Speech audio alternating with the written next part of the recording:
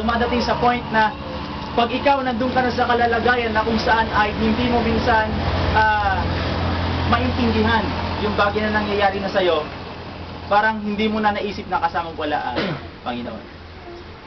Maraming sitwasyon, katulad na lamang ng meron dumarating na bagyo, di ba?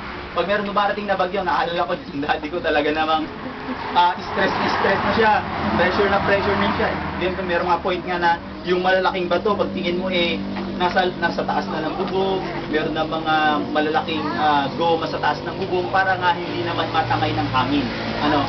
Hindi man natin maalis sa sarili natin yung ganung bagay na nag-worry tayo sa bagay na pwedeng mangyari, pero lagi nating titingnan yung konsepto ng Biblia na sinasabi niya, trust, di ba? Andun yung dapat na pagtiwalaan mo ang Diyos.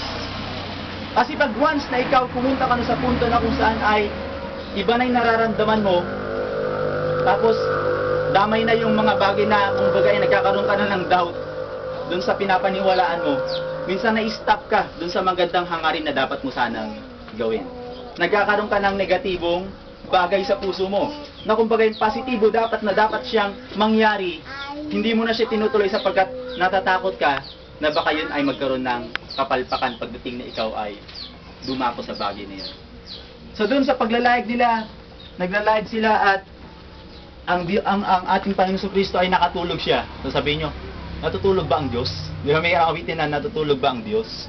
Pero ang Diyos ay hindi natutulog, ni kailanman siya